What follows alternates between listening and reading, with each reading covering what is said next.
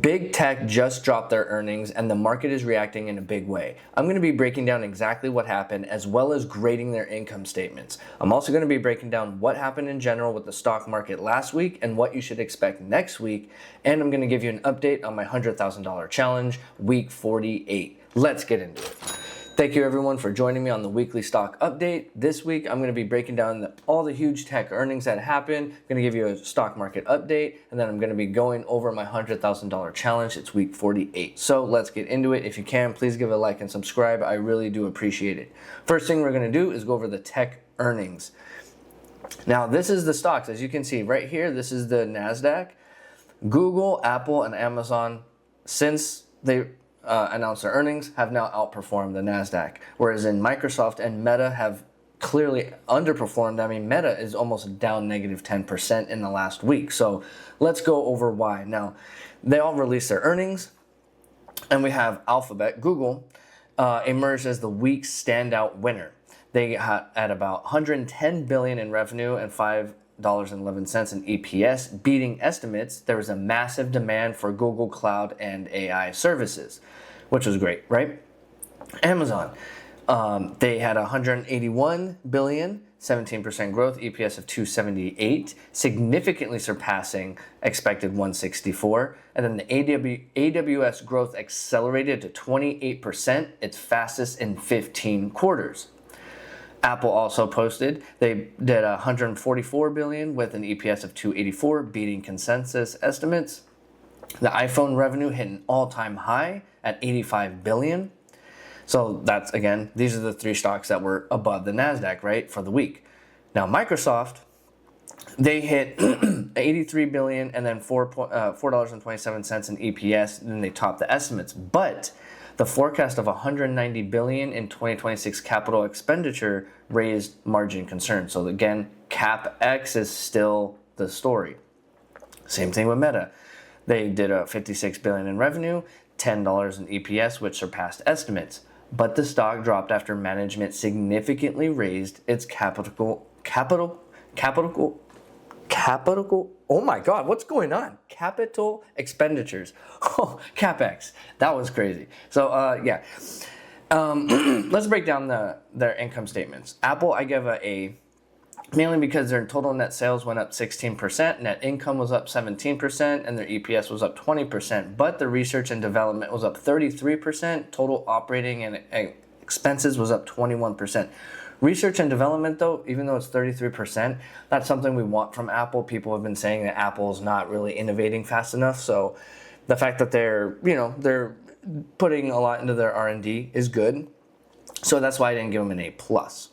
Amazon, also an A. Total net sales were up 17%.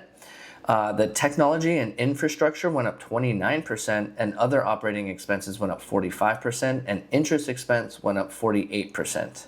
So those were the only reasons why I didn't give them an A+. Other than that, I mean, the other income, it went up 388%.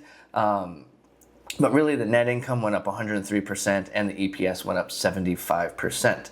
So I like that. Google, also an A. The only reason why is because, again, research and development, sales and marketing both surpassed their total revenue growth, right? The revenue grew 22%, but this grew a little bit more. But their total costs and expenses was 18%, which still was under the revenues. Their net income grew 81% and their EPS 82%. Microsoft got an A-. Again, the CapEx is not going to be shown in the income statements. You're not going to show. You could see some of that in the total cost of revenue and the R&D and stuff like that, but the guidance for the rest of the year is not in this. So that's not part of the grade necessarily. They got an A-. The total revenue grew at 18%. The product only grew 1%, but total revenue 18%, but the total cost of revenue grew at 20%. So that I do not like to see. The total net income went 31% though, and diluted EPS was up 32%. So it was basically pretty good. The cost of revenue, I don't like to see that as high. The total cost of revenue went up more. But again, they're doing other things, and they're able to raise the income and the EPS. Meta got a B minus. Revenue was up 33%. That's great. But the cost of revenue was up 35%. The total cost and expenses was up 35% above that, right? R&D up 46%. We know Meta is just spending and spending. But their net income went up 61% and their EPS went up 62%. So it's good, right? It's not as good as, someone like Microsoft. It actually was around the same, but it just went up more. It just went up more with the research and development, and the CapEx is in there. You can see it in the research and development. It's coming into play. So here's a general stock market update. We have Google and Meta kind of clearing just the obvious winner loser, right, for the week. But it's kind of, a mixed bag, red and green everywhere. S&P 500 is up 14% in 32 days. NASDAQ is up 21% in 32 days, and the Dow is up 9% in 32 days. And if you don't remember, this is all from that, this low that we had, and from the Iran war and everything. Oh my God, he's going to destroy a whole civilization, right? Trump announced, and then we've just kind of popped up since then. The worst is behind us. People think peace deals are going to happen. And so just the thought of a peace deal and knowing that it's happening, that's what made it bounce. And now we're just at all-time highs again. The AAII stock market survey, we went down a little bit. As you can see, the bulls went down about 8%, and the neutral went up a little bit, and then the bears actually went up. So now we're hitting all-time highs. Investors pulled back a little bit, saying, okay, now what's the next step, right? What's the next stage for, is it going to be a rally? What's going to push this market up more? Right now, we're currently at greed. We're at 66. A week ago, same thing, 66. But 1 month ago, we were in extreme fear at 13. And 1 year ago, we were at a 4. Think about that. Sorry, 41. Wow, I misread that one. There was a point where we were at a 4. That was, I think, more towards the April of last year, though. So yeah, sorry, I saw that wrong. But still, we're extreme fear a month ago, a fear a year ago. So things can always change. The market is emotional. That is what the stock market is. Last week's news, we had the big tech AI payoff, right? So kind of already went through the earnings. Alphabet, Amazon, Apple. Of course, we're not putting in Meta and Microsoft right here because, well, that kind of put a little damper on things. In a way, right? If you're saying you're going to have to spend all this money and they're going to spend, that's good for other stocks, right? Other stocks are going to be capitalizing on that. So it's good for other stocks. It just might not be good for those specific stocks. Like Meta, whoever they're spending their money on, that stock's going to grow. That company is going to grow. But Meta, their margins go down a little bit. The Iran peace proposal in oil. Oil prices had spiked to 110 to 126 earlier in the week due to the blockade of the Strait, but prices pulled back late in the week after a report said that Iran sent a new peace proposal via Pakistani mediators. Let's see how far this goes. I still am skeptical exactly what's going to happen. But we have the federal, and then number 3 for last week, we have the Federal Reserve's wait-and-see stance. They kept the interest rate steady at 3.5 to 3.75. The Fed is currently in a low hire, low fire economic environment. It's a sign that further hikes are unlikely. So the market does like that there's going to be no hikes, right? No rate hikes. Right now where we are, it's kind of okay. We'd like to see the rate lower, but with oil where it is, we just can't. Next week's news for the stock market, we're looking at the April jobs report. Analysts are looking for signs of a cooling labor market, but AI is leading to a 40% increase in job cuts, specifically within the tech sector. A Goldilocks report, not too hot, not too cold, will likely support the current market rally. So we do have to see there have been some layoffs lately in tech. And so we're going to see how that affects the job market, because if it's too hot or too cold, that could push the market in a direction. I think really you want the Goldilocks. That's what you need, because if you don't have that, then you're just going to be, it's probably going to go down if you don't get the Goldilocks. And then we also have Palantir, AMD, and ARM earnings. Palantir reports Monday, followed by AMD and ARM. Investors are shifting the focus towards from who is building AI to now who is finally making money from it.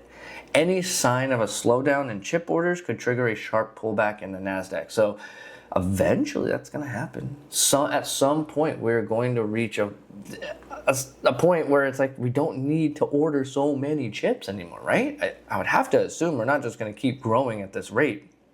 That's going to be a horrible year for the NASDAQ. Horrible. I don't know when that is. 3, 5, 10 years, but it's going to be bad. Berkshire Hathaway annual meeting is on May 2nd. Greg Abel takes a more prominent role as CEO. Investors are going to focus on Warren Buffett's views on the U.S.-Iran conflict, impact on global energy, and whether the company is going to finally deploy its record high cash pile into the current expensive stock market. So people are going to say, hey, if Warren Buffett and Berkshire Hathaway, if they're going to start buying up stocks, then maybe this is a good time to buy. If they're going to sit on this cash pile, there's analysts and investors who kind of will feel, if he's not going to deploy his cash, well, then that means the market's not going to go anywhere. It does not mean that he's sat on this cash for all this time and yet the market's at all-time high. So it's, you know what I mean? We have to see exactly what's going to happen. But they do give a little glimpse into what they're going to do, and they are one of the most successful investors. So people like to see what they're going to do and what they think. Earnings, not just from what happened last week, what to expect this next week. So we have Berkshire Hathaway, Palantir, Shopify, PayPal, AMD, Supermicro, Disney, Novo Nordisk, if you know anything about HIMS and stuff, I follow that a lot. We have ARM, McDonald's, Celsius, that's a big one for me in my portfolio, and CoreWeave. So these are all the ones that I kind of, affect me mostly, right? And just ones I think that kind of the people will really be looking at the most. Palantir, I think, is going to be huge. Palantir, AMD, are the biggest ones, I think. Those are going to be the two biggest, and ARM, those three. For me, it's going to be Celsius, right? I don't think Novo Nordisk is going to move HIMS too much, but they could say something. But if it's just all positive, then that would help HIMS. If Novo Nordisk says anything negative in relation to HIMS or GLP-1s, that could hurt HIMS, but nothing else would hurt him. If Novo said anything about the margin, this and that, I don't think that'll really affect HIMS. And then again, like I said, Celsius, it's going to be huge what they announced, the plans and all the distribution fees, right? The distributor termination fees, how that's going to start going away, how Alani Nu is going to have more shelf space, all this stuff. It's going to be really eye-opening for what's going to happen to Celsius, so I'm looking forward to that. My $100,000 stock market challenge, week 48. So, as you know, I am trying to grow my $7,354 into $100,000, and now I am currently at $9,000. I went up about 1% on Friday.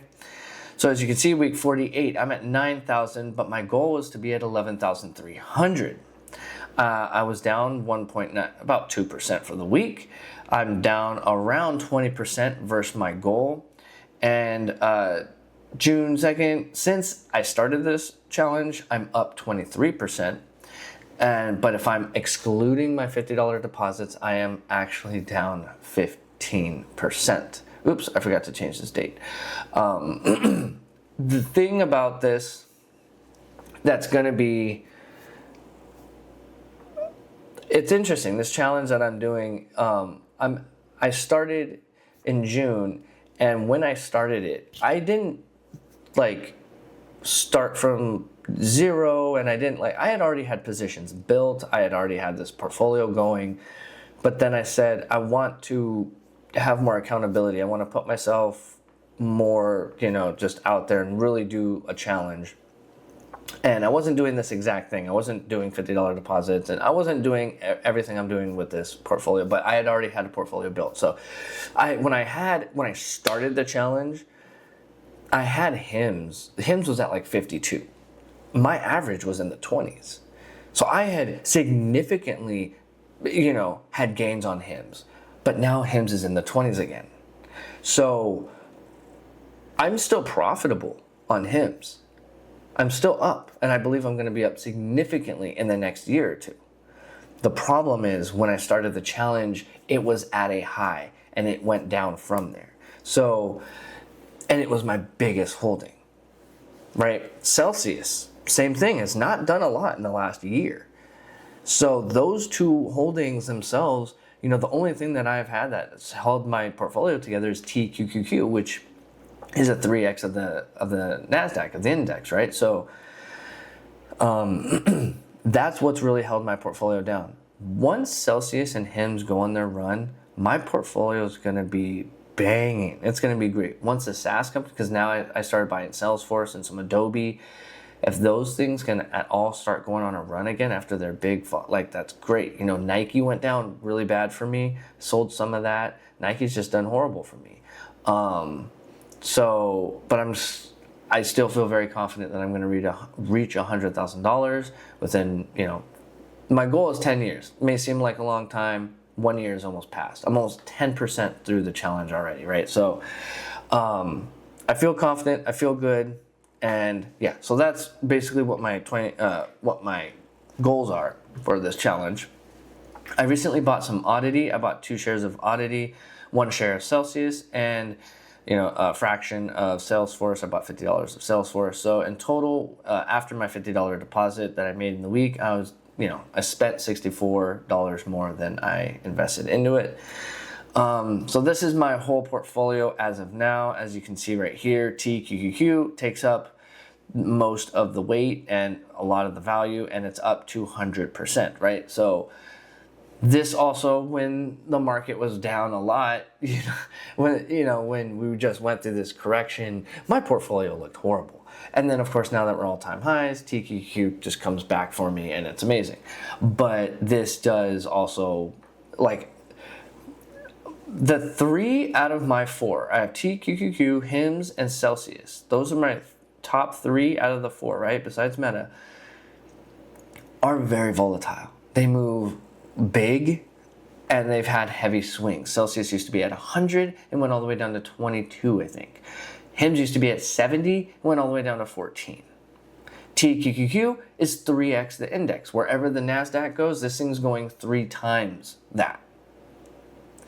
So, and I still have $127 cash, which, I'm going to deploy at some point. I bought a little bit of Google last week. I've had some MU, which is up a lot, which I wish I had bought more MU when it went down. It was in the 300s. I should have bought. But again, I'm only depositing $50 a week into this account, so I have to be really diligent on what I'm spending on.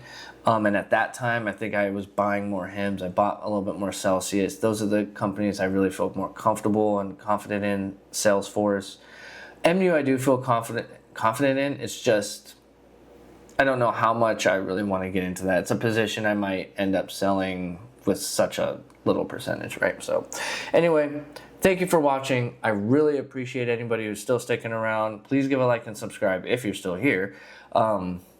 And yeah, so that's everything that I'm doing. That's my $100,000 challenge. It's the update for the stock market. Really appreciate everyone. If you're aware and prepared, you're not going to be scared. Crashes happen, all-time highs happen. This is always going to happen.